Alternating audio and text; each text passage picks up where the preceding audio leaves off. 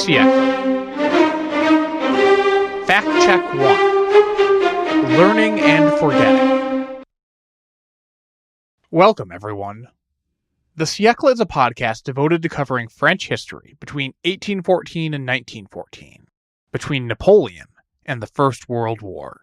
And you're listening to a special episode, the first in a new category of episodes that I'm calling Fact Checks. These are going to be focused looks at elements of 19th century French history that have entered into popular consciousness, but gotten a little mangled along the way. I've already done some of this debunking here and there over the course of the podcast, in side comments and footnotes published online at thesiecle.com. That's THESIECLE.com. My goal is to bring this fact-checking together to the foreground, to create a single authoritative source people can point to when they see these garbled facts in the wild. So far, the Siècle has been focused on the Bourbon Restoration, a period beginning in 1814 when the relatives of the guillotined King Louis XVI were put back on the French throne after Napoleon's defeat. The Restoration doesn't last that long, and it's certainly less exciting than the non-stop wars of the Napoleonic era. But I think the show so far has shown it to be a deeply fascinating period. For today's inaugural fact check, we're going to start off with one of the few things that a lot of people know about the Bourbon Restoration. The damning quote that, "The Bourbons have learned nothing and forgotten nothing." This is a real quotation, more or less. But almost everything else most people think they know about it is wrong. It's not surprising that this quote is so often misused, because it seems so apt. The Bourbon Restoration does not last forever, and it's commonly painted as a backward-looking anachronism, intent on resurrecting the pre-revolutionary order. That certainly sounds like a regime that has learned nothing. And over the course of the siècle, we've seen plenty of examples of old grudges being nursed, from King Louis XVIII's ongoing bitterness toward the Marquis de Lafayette, to Catholic missionaries demanding Frenchmen repent for their actions during the Revolution. But here's the thing. Despite how you might see it attributed some places, this quote wasn't said by Napoleon or Talleyrand or Joseph Fouché or any of the other usual suspects. And more importantly, it wasn't said about the Bourbon Restoration. Our true culprit is a fairly obscure figure, the younger son of a distinguished noble family named Léopold de Brunet, but more often referred to by his title, the Chevalier de Panat. The Chevalier de Panat had two brothers who both served in the 1789 Estates General. The eldest, Dominique François, with the nobility, and the middle brother, Armand, with the clergy. All three Brunet brothers would emigrate abroad as the Revolution took off, and it was from London in January 1796 that the Chevalier de Panat wrote a letter to a fellow émigré named Jacques Mallet Dupin, lamenting the state of the world. Panat had personal reasons to lament. His brother, Dominique François, had just died at the young age of 43, and Panat was professionally stymied. He had set out on a career in the French Navy, but had abandoned this when he emigrated during the Revolution. He thought the French Republic bloody and radical, but also scoffed at hidebound counter-revolutionaries who, quote, shuddered at a single word of compromise. The Chevalier de Panat had particularly harsh words for the younger brother of the guillotined King Louis XVI, who now styled himself Louis XVIII, after the 1795 death of Louis XVI's uncrowned son. To understand why the Chevalier de Panat was particularly upset with Louis XVIII in January 1796, we need to step back from the Chevalier for a moment and look at Louis, many years before he finally returned to France as king in 1814. Until his brother was guillotined, the future Louis XVIII was known by his title, the Comte de Provence, and had cultivated a modest reputation as an intellectual and reformer in the Ancien Regime. This was in contrast to the youngest of the three royal brothers, the future King Charles X, then known as the Comte d'Artois. Artois, as a young man, was a playboy and an arch-conservative, resolutely opposing the smallest reforms, and fleeing France into exile the day after the fall of the Bastille. Provence, in contrast, supported a number of concessions, and only fled France in 1791. But this early reformism didn't stick. Instead, during his long years of exile, Louis XVIII's political views shifted, depending on political circumstances and who his advisors were at any particular moment. In 1795, when he declared himself king, Louis XVIII was extremely conservative. Louis made these views clear in a public manifesto issued in July 1795 from exile in northern Italy. The Declaration of Verona made a few gestures of conciliation, such as promising to uphold equality of all before the law and giving everyone access to positions previously reserved for nobles. But its tone was overwhelmingly reactionary. Louis castigated the French people for proving faithless to the God of your forefathers, and by having rebelled against the authority which he had established. He described the medieval system of the three estates of clergy, nobility, and commons as tracing with precision that scale of subordination without which society cannot exist. He insisted on the execution of the French legislators who had voted to execute King Louis XVI and Marie Antoinette. In general, it was a call to restore the government which, in his words, for 14 centuries was the glory of France and the delight of the French, with only corrections for some abuses that had crept in. The Declaration of Verona thrilled the hardline faction of émigrés, but it dismayed more moderate royalists, who thought Louis could recover his throne if only he showed himself willing to make concessions. The Chevalier de Pinat was one of these despairing moderates. "You speak to me often of the madness of Verona," he wrote in this January 1796 letter. "Alas, my good friend, this madness is general and incurable. How mistaken you are to believe there is any sense in the brothers' court. We see all of this up close and sigh. Nothing has been corrected. No one has forgotten anything, nor learned anything." So, there's the birth of our famous quote. As with many famous quotes, it's been improved a little bit in the retelling. Though Pinat does not specifically mention the Bourbons in the quote, by context he's clearly talking, at least in part, about the Bourbon Louis XVIII and those surrounding him.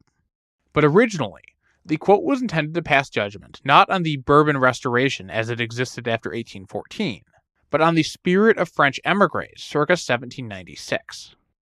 Still, the origins of this quote are one thing. It's possible that later figures, during or after the Restoration, repeated Pinat's 1796 sentiments, applying them to the Restoration, even though that wasn't their original context. So it's worth digging a bit deeper to ask whether the popular misquote is accurate in spirit.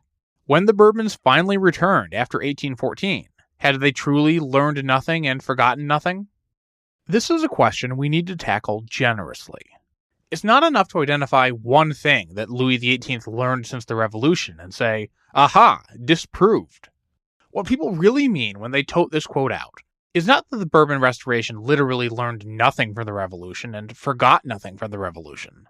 What they mean is that the Bourbons didn't learn the important things, the key things that would have helped them if they had learned them, and similarly, that they held on to the wrong grudges.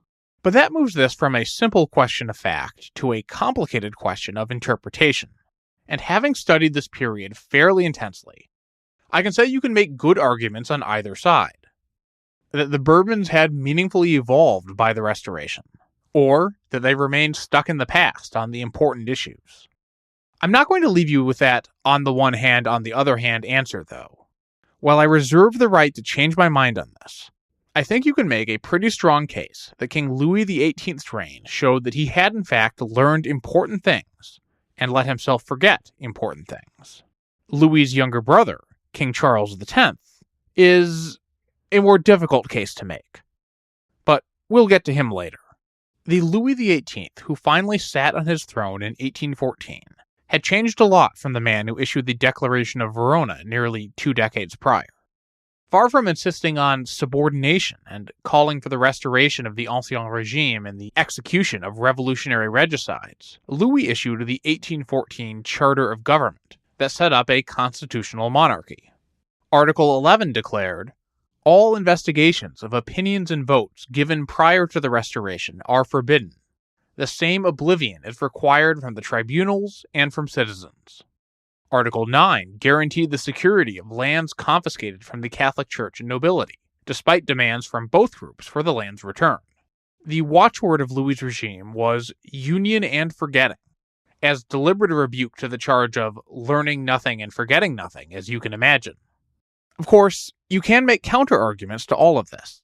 Louis clung to the white Bourbon flag instead of the tricolor, initially refused to wear the badge of the Napoleonic Legion of Honor, and privileged émigrés for jobs and appointments. He officially forbid investigating revolutionary opinions and votes, but that didn't stop him from flipping out when Henri Grégoire, who had supported executing Louis's brother, got elected to the Chamber of Deputies in 1819.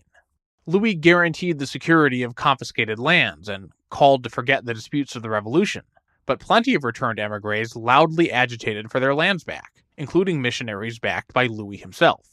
And Louis himself evolved over the course of the Restoration, following a more reactionary course starting after his nephew's assassination in 1820.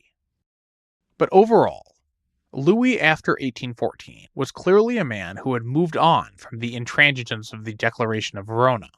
He was pressured into accepting a constitution, yes, but even as early as 1814 saw genuine wisdom in that path. In that year, Louis captured his reluctant but genuine embrace of this innovation when he wrote that he had, quote, given a constitution to his peoples, because it was the spirit of the age, and it was always better to give one than to have one imposed on you.